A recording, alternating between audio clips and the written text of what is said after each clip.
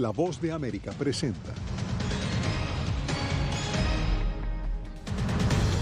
Avanza la identificación de los migrantes fallecidos en Texas mientras familias buscan noticias de sus seres queridos.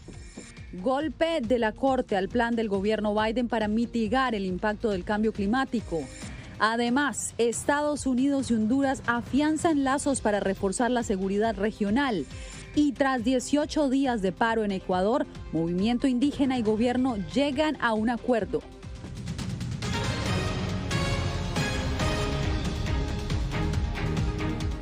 Bienvenidos, aquí comienzan las noticias en El Mundo al Día. Continúa la investigación sobre la tragedia del camión donde murieron 53 migrantes. Ya hay 4 detenidos, 2 de ellos iban a comparecer ante la justicia hoy, pero la audiencia fue suspendida. Mientras tanto, las autoridades intentan identificar a todas las víctimas. Hasta el momento hay 16 cuerpos no identificados y 37 con identificación provisional. Jaime Moreno está en el Consulado de México en San Antonio, Texas, donde familias acuden buscando más información sobre sus seres queridos. Al Consulado de México, aquí en San Antonio, Texas, siguen llegando los familiares de personas que se presumen iban en el camión cargado de migrantes y que aún no han sido identificadas. El proceso ha sido lento porque a varios no les encontraron ningún documento, lo que dificulta el contacto inicial con las familias. Algunas personas que viven en el área han llegado hasta este lugar con la foto de sus familiares para confirmar o descartar que estén en la lista de los fallecidos. El mismo día que el tráiler apareció, él se nos extravió. Nosotros fue la última vez que tuvimos comunicación y no aparece en ningún lado, ni en migración. El gobierno de México asumirá los gastos de repatriación de los cuerpos de las 27 personas identificadas como mexicanos. Los gobiernos de Guatemala y Honduras enviaron a los representantes de sus cancillerías a coordinar la asistencia para los heridos y la identificación de las víctimas mortales. Y la angustia es grande. Estamos trabajando acá agilizando todo el proceso de identificación y su posterior repatriación de los cuerpos para darle una cristiana sepultura lo más pronto posible. Estamos aquí por orden de la presidenta y el canciller para agilizar y hacer todo lo que tengamos que hacer con el fin de cerrar este capítulo y traerle un cierre a las familias dolientes. Sí. Las autoridades procesan a 4 personas por la muerte de los 53 migrantes, incluyendo al conductor del camión y a un presunto cómplice. En los hospitales sigue la recuperación de los sobrevivientes, cuyos testimonios serán clave para el esclarecimiento de lo ocurrido y la condena de los responsables. Desde San Antonio, Texas, Jaime Moreno, Voz de América. Le agradecemos a Jaime Moreno por este reporte. Y ahora cambiamos de información. A excepción del fallo de ayer sobre el programa Permanecer en México, las recientes decisiones de la Corte Suprema han propinado grandes reveses al presidente Joe Biden. Una de ellas compromete el plan de la administración sobre el cambio climático. Jorge Agobián, ¿cuál fue la decisión y cómo podría llegar a afectar la estrategia del presidente? Yasmín, a pesar de este fallo sobre el tema del cambio climático, el presidente Joe Biden se ha mostrado seguro de que podrá manejar este tema a través de la vía presidencial, a través de la vía ejecutiva. Pero no es solamente este tormento el que tiene la Casa Blanca en estos días sobre ella, también el tema del aborto, con un tema que por supuesto ha llamado mucho más la atención del público aquí en Estados Unidos y que el presidente Joe Biden asegura que también tomará medidas con estados que no van a penalizar el aborto en el país. Esos 2 temas fueron parte de la jornada de este viernes. Primero el aborto. Y ahora el clima.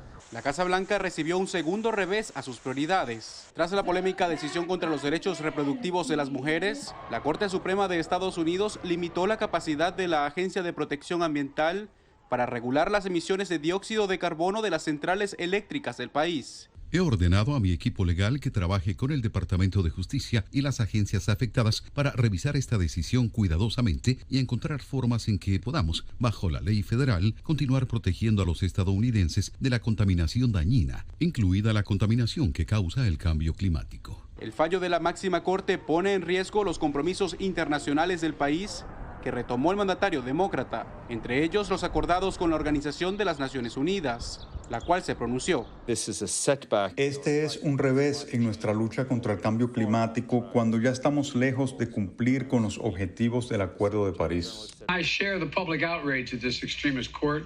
En otro frente, la Casa Blanca lidia con la derogación del derecho federal al aborto y trabaja con los estados que continuarán garantizando ese derecho. Creo que la gente se sorprenderá cuando el primer estado intente arrestar a una mujer por cruzar una línea estatal para obtener servicios de salud. Y no creo que la gente crea que eso va a suceder, pero va a suceder. El mandatario está consciente de que el nivel de maniobra de su partido en el Congreso es limitado, debido al obstruccionismo republicano en el Senado. Y el presidente no pierde de vista las elecciones de medio término de este año aquí en Estados Unidos, elecciones legislativas en las que el partido de gobierno, el Partido Demócrata, buscará tener la mayoría que obtiene ahí en este momento en las dos cámaras del Congreso. En su contra tienen los argumentos del Partido Republicano y la agenda que ha sido estancada hasta este momento en el Congreso del presidente Joe Biden. Pero, por supuesto, de aquí a noviembre, cuando serán estas elecciones, quedará mucho tiempo y veremos cómo siguen adelante estos dos reveses a la Casa Blanca. Yasmín. Ya veremos qué sucede, Jorge. Y a propósito del aborto, la legislatura de California tomó un paso decisivo para proteger este derecho. Aprobó una enmienda para codificar el aborto en su constitución, que ahora pasa a los votantes, o pasará mejor a los votantes en noviembre. Verónica Villafañe nos explica el alcance de esta medida. Durante años, el derecho a la privacidad en la Constitución de California ha respaldado la protección al aborto. Pero esta semana, la legislatura de California aprobó una enmienda para codificar de forma explícita el derecho al aborto en la Constitución. Los legisladores tomaron la acción para contrarrestar en la ley estatal el reciente fallo sobre el aborto de la Corte Suprema de Estados Unidos. La Corte Suprema decidió que la inclusión del derecho del debido proceso, el derecho de la equidad o el derecho a la privacidad no incluyen el derecho de decisión sobre un embarazo para una mujer. Raquel Aldana es abogada y profesora de Derecho de la Universidad de California, Davis. Lo que hace es aclarar que estos derechos que ya existen dentro de la Constitución incluyen el derecho de la mujer de tomar decisiones acerca de los embarazos. El texto de la enmienda especifica: el Estado no podrá negar ni interferir en la libertad reproductiva de una persona en sus decisiones más íntimas, lo que incluye su derecho fundamental a optar por tener un aborto y su derecho fundamental a elegir o rechazar anticonceptivos. Al incluirse en el texto se convierte en un derecho fundamental que no va a poder ser modificado simplemente con una ley futura. La enmienda es parte de un paquete de leyes para reafirmar y proteger los derechos reproductivos y autonomía corporal de la mujer en California. Vamos a asegurarnos que también en nuestra Constitución esté protegido ese derecho, el derecho de la mujer para escoger cuándo y cómo y si quieren empezar una familia. La enmienda deberá ser ratificada por los votantes en noviembre. Verónica Villafañe, Voz de América, Los Ángeles. Viajar por avión en Estados Unidos puede tornarse muy complicado este fin de semana en Estados Unidos, en uno de los puentes festivos más importantes por la celebración del Día de la Independencia, cuando se prevé que 48 millones de pasajeros surquen los cielos del país. Justamente en el Aeropuerto Nacional de Washington se encuentra Jacopo Luzzi. Jacopo, cuéntanos cuál es la situación ahora. Yasmín, millones de estadounidenses esperan barbacoas, fuegos artificiales y tiempo en familia para celebrar este 4 de julio. Y por eso ya este jueves y este viernes 13 millones de personas han viajado y están viajando los aeropuertos. Ahora aquí en el Aeropuerto Nacional la situación es bastante tranquila, pero alrededor del país sabemos que miles son los aviones cancelados o retrasados. Además, el tráfico en las carreteras está a su pico y de hecho las autoridades se preparan para enfrentar un fin de semana precisamente caótico. Los viajes de verano alcanzan su momento más caliente y se espera que más estadounidenses salgan a las carreteras y los cielos este fin de semana del 4 de julio que el año pasado, según un pronóstico publicado por la Asociación del Automóvil de Estados Unidos. Esperamos que alrededor de 48 millones de personas viajen este año, y eso es alrededor de 1 millón más que el año pasado, y casi regresamos a los niveles previos a la pandemia. También el tráfico en las carreteras, a pesar del costo récord de la gasolina, está alcanzando cifras que superan el año pasado con 42 millones de automovilistas. En los aeropuertos, las cancelaciones de vuelos son numerosas porque las aerolíneas se enfrentan a falta de pilotos y azafatas, empleados enfermos por el COVID-19 y clima inclemente.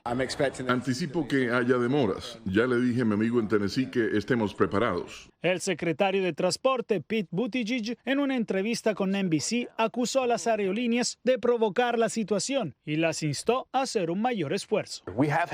Hemos tenido nuestros desafíos con el control del tráfico aéreo, pero no explican la mayoría de las cancelaciones y los retrasos que hemos visto por ahí. El senador Bernie Sanders dijo a Buttigieg que comienza a multar a las aerolíneas por cancelaciones y demoras particularmente graves, mientras los pilotos de la aerolínea Delta este jueves hicieron una huelga pidiendo mejores horarios y pagos.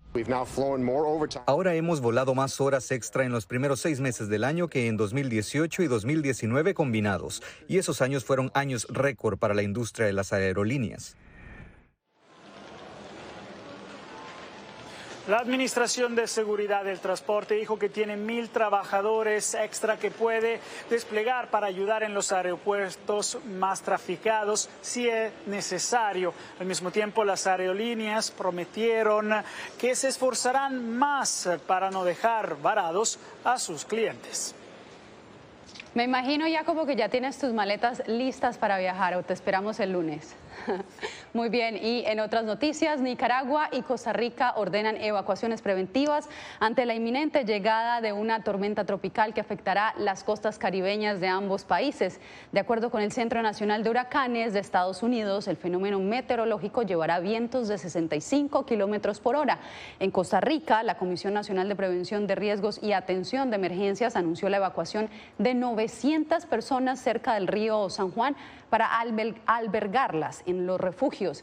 De igual forma, se decretó alerta roja para 12 cantones. En Nicaragua también han ocurrido evacuaciones. La jefa del Comando Sur de Estados Unidos viajó hasta Honduras, donde se reunió con la presidenta Xiomara Castro para analizar los desafíos que enfrenta la región en términos de seguridad, corrupción y también migración. Anthony Belchi nos trae el reporte desde Tegucigalpa.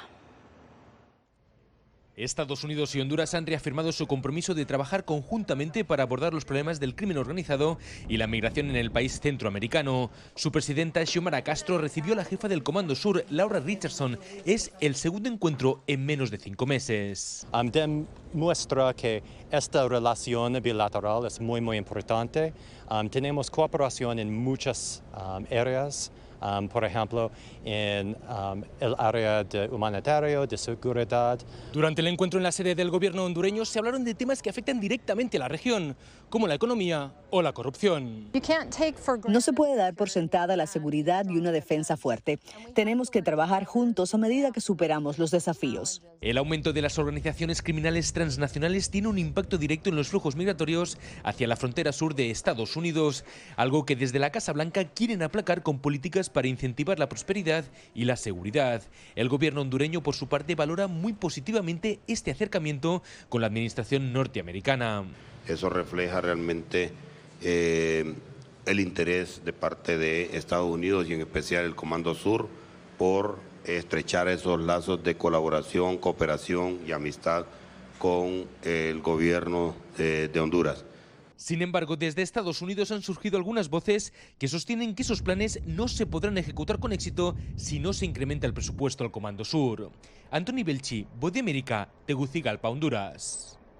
Ecuador comienza a retornar a la normalidad luego de que un prolongado paro nacional que dejó al menos 5 fallecidos, pérdidas millonarias y profundas divisiones. Desde Quito, Néstor Aguilera nos reporta sobre los acuerdos que alcanzó el gobierno con el liderazgo indígena. 18 días de paralización llegaron a su fin luego de la suscripción de un acta entre el gobierno de Guillermo Lasso y los líderes del movimiento indígena. La Iglesia Católica actuó como mediadora. Hoy, el único ganador debe ser el Ecuador. Estas jornadas de junio han sido sin duda una lección para todos. El acuerdo permite la reducción del galón de gasolina regular de $2,55 a $2,40 y el diésel de $1,90 a $1,75. Además, se derogó un decreto ejecutivo que ampliaba la frontera petrolera, con lo que se busca proteger los territorios y derechos indígenas, y se fortalecerán los mecanismos de control de precios, entre otros puntos. En un mensaje a la nación, el mandatario ecuatoriano habló de transformar la paz conseguida en progreso, bienestar y oportunidades para todos. Es momento de curar heridas, de superar la división entre ecuatorianos y unirnos en un solo objetivo: reconstruir el Ecuador.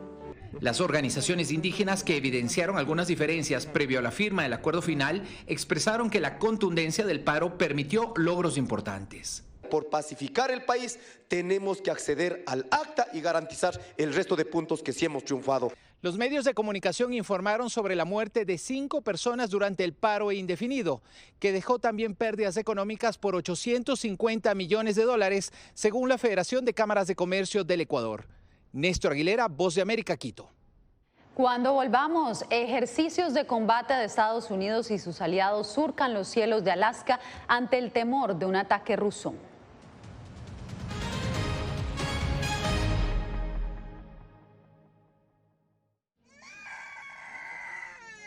They are scared. Some of them lost their houses during bombardments.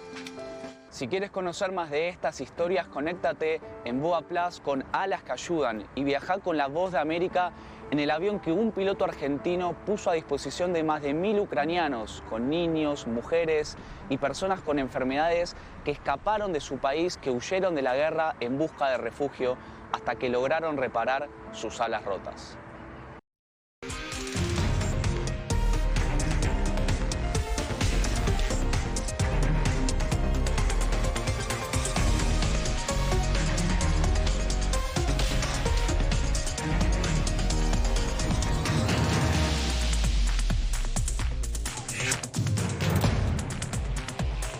Venezuela 360, cada semana por La Voz de América. ¿Qué tal? Desde Washington comienzan las noticias en El Mundo al Día. Día a día, desde la capital de Estados Unidos y donde se producen las noticias que más te impactan. El objetivo es llegar al otro lado de la frontera para pedir asilo. La Voz de América te conecta con El Mundo al Día, los hechos más allá de la noticia, para que tomes decisiones bien informadas, en el lenguaje que quieres, donde quieras y como prefieras. Conéctate con El Mundo al Día. Actualidad. Nos vamos a ver otra cepa nueva y otra cepa nueva. Análisis. En realidad, mucha de esta gente va a quedar parada de nuevo y va a ser una tragedia humana. Debate. Dejen la obsesión la tienen ustedes. Con la información más allá de los titulares. El tema energético es algo que se está analizando. La inflación es un problema global. 30 y 50 metros están ya las tropas. Su respuesta, doctor. Todas las semanas por La Voz de América.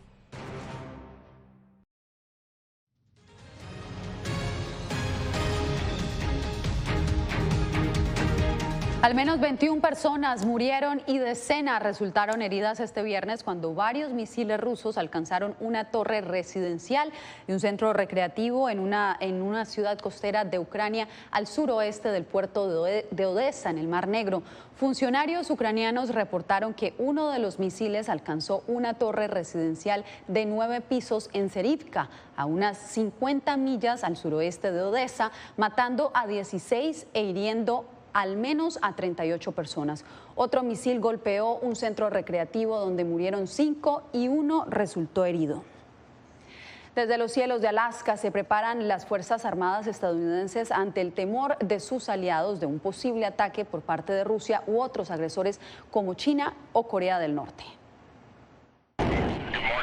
La Fuerza Aérea de Estados Unidos sobrevuela Alaska, el estado más cercano a Beijing y el flanco occidental de la OTAN con Rusia, ambos blandiendo su poder. Rusia invadió Ucrania y China amenaza con ir a la guerra por Taiwán. No se trata solo de una gran competencia de poder, es autoritario, dictadura, agresión, y Alaska puede desempeñar un papel muy importante para garantizar que estemos preparados para ello. La base de la Fuerza Aérea Eielson alberga múltiples ejercicios Red Flag Alaska cada año, en los que miles de efectivos estadounidenses se entrenan junto con aliados de todo el mundo. Una vez allí, los alumnos se enfrentan a un feroz equipo conocido como el 18º Escuadrón de Agresores. Por lo general, pretendemos ser aviones rusos, chinos o norcoreanos. Estoy haciendo todo lo posible para usar las tácticas y todas las habilidades y discapacidades de la estructura de avión de nuestros adversarios. Y vamos a intentar bombardear la lista de activos defendidos de los F-35. Y ante los temores de que Rusia esté llevando el planeta al borde de la Tercera Guerra Mundial, el comandante de la base, el coronel David Berkland, quien voló el F-16 y el F-35 durante una carrera de más de 20 años, dice que la importancia estratégica de Eielson aumenta. Bueno, simplemente hace que todo lo que sucede aquí en Eielson sea mucho más real, mucho más relevante, creo que para la situación global. Diva Lizette Cash, Voz de América. Usted quédese porque cuando volvamos hay más noticias aquí en El Mundo al Día.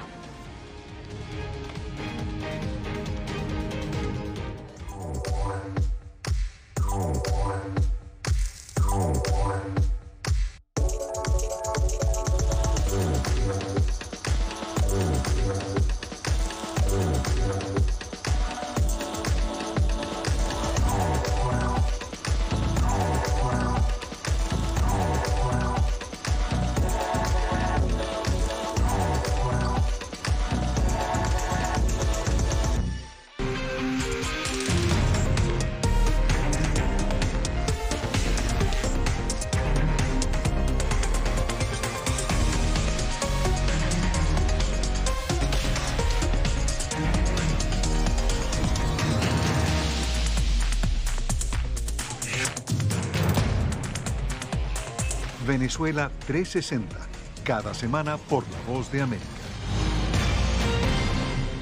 ¿Qué tal? Desde Washington comienzan las noticias en El Mundo al Día. Día a día, desde la capital de Estados Unidos y donde se producen las noticias que más te impactan. El objetivo es llegar al otro lado de la frontera para pedir asilo. La Voz de América te conecta con El Mundo al Día. Los hechos más allá de la noticia. Para que tomes decisiones bien informadas. En el lenguaje que quieres, donde quieras y como prefieras. Conéctate con El Mundo al Día. La Voz de América te invita a ser parte de nuestra familia a través de las redes sociales. Encuentra en tu muro las últimas noticias de tu país en su conexión con Estados Unidos, la región y el mundo. Historias que empoderan las voces latinoamericanas de política, economía, salud, actualidad, balanceadas y precisas. Únete a un equipo de origen hispanoamericano que trabaja para conectarte con los tuyos. Síguenos en Facebook y conviértete en protagonista de una historia que tú mismo ayudarás a construir.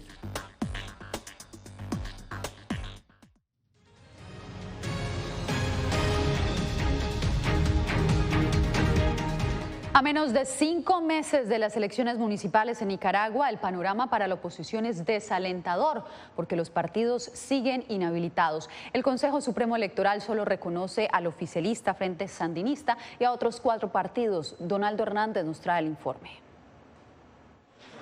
Los partidos políticos de oposición que fueron inhabilitados de participar de las elecciones presidenciales del año pasado tampoco podrán competir en los comicios municipales que se realizarán el próximo 6 de noviembre. El Consejo Supremo Electoral mantiene firme su decisión de no devolverles su personalidad jurídica. Simplemente está participando la dictadura con su partido. Luis Fley, ex precandidato presidencial y actual dirigente de la opositora Coalición Nacional, dice que llamarán a sus simpatizantes a no acudir a las urnas. Este proceso electoral no tiene ninguna validez, no es creíble, no es confiable, porque no está participando la oposición nicaragüense. Además del oficialista Frente Sandinista, participarán otros 4 partidos, considerados colaboracionistas, entre ellos la Alianza por la República, quien niega los señalamientos. Alianza por la República va a ser historia en Nicaragua. Es un partido de puerta abierta. En las elecciones se elegirán a alcaldes, vicealcaldes y concejales de los 153 municipios de Nicaragua. Actualmente el oficialismo gobierna 137 alcaldías. El sandinismo no responde a las críticas sobre el proceso electoral, pero insiste en que obtendrán más triunfos. para seguir adelante, forjando las luces de hoy y vamos por más victoria. La oposición pedirá a la comunidad internacional desconocer los resultados de la elección. Donaldo Hernández, Voz de América. Pausa y al regresar, la subasta de una medalla del Premio Nobel de la Paz por los niños desplazados en la guerra de Ucrania.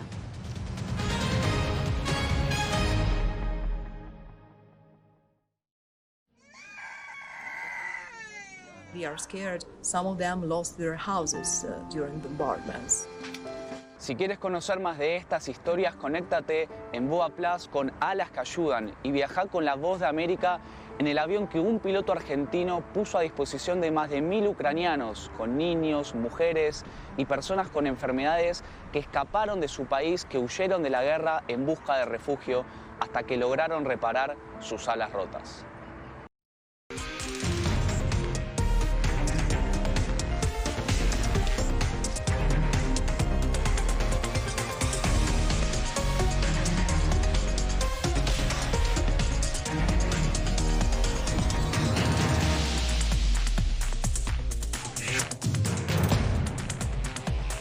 Venezuela 360, cada semana por La Voz de América.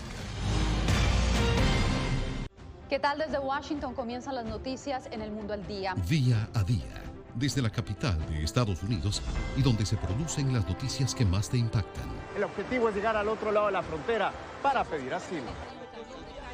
La Voz de América te conecta con El Mundo al Día. Los hechos más allá de la noticia. Para que tomes decisiones bien informadas. En el lenguaje que quieres, donde quieras y como prefieras. Conéctate con El Mundo al Día. Actualidad. Nos vamos a ver otra cepa nueva y otra cepa nueva. Análisis. En realidad, mucha de esta gente va a quedar parada de nuevo y va a ser una tragedia humana. Debate. Dejen la obsesión la tienen ustedes. Con la información más allá de los titulares. El tema energético es algo que se está analizando. La inflación es un problema global. 30 y 50 metros están ya las tropas. Su respuesta, doctor. Todas las semanas por La Voz de América.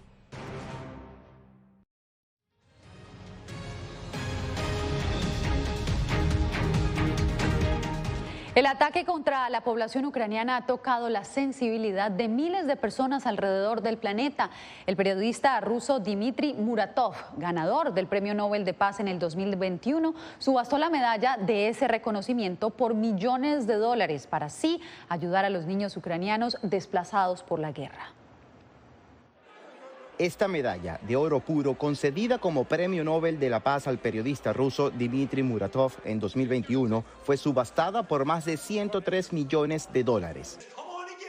Una puja con muchos aspirantes, cuyo monto final será entregado a UNICEF para asistir a los niños desplazados en Ucrania tras la invasión de Rusia. Hemos estudiado todos sus programas en profundidad y hemos explorado todo lo que han hecho, desde el alivio del hambre hasta la asistencia médica, la innovación y las inversiones en el futuro de los niños. Y tuvimos mucha suerte de que UNICEF respondiera con una decisión positiva a nuestra propuesta.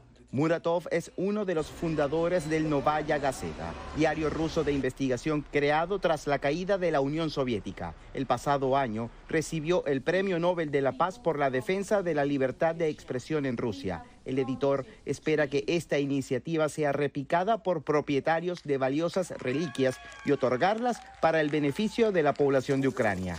¿Qué otras opciones tenemos cuando hay un conflicto en Ucrania y 2/3 de los niños ucranianos han sido desplazados? Su presidente ha estado llamando a Putin todo el tiempo. Yo mismo, junto con Novaya Gazeta, hemos decidido subastar la medalla. Esta subasta alcanzó una marca récord de acuerdo a evaluadores del evento realizado en Nueva York. Hasta la fecha se desconoce la identidad del comprador de la medalla, quien pujó a través de un representante vía telefónica. José Perralete, Voz de América. Y llegan buenas noticias desde Chile. Los primeros momentos de vida de una jirafa bebé fueron captados en video por el Parque Zoológico Metropolitano, en donde cuidadores y visitantes están encantados con la llegada de esta linda cría. Un macho que nació pesando 99 kilogramos y midió 1,98 metros de altura. Poco después del nacimiento, el bebé intentó sin éxito dar sus primeros pasos, pero casi 2 semanas después ya se desplaza con confianza. Las jirafas son una especie amenazada principalmente por la pérdida de su hábitat. Así llegamos al final de esta emisión. Nos vemos nuevamente el lunes aquí en El Mundo al Día.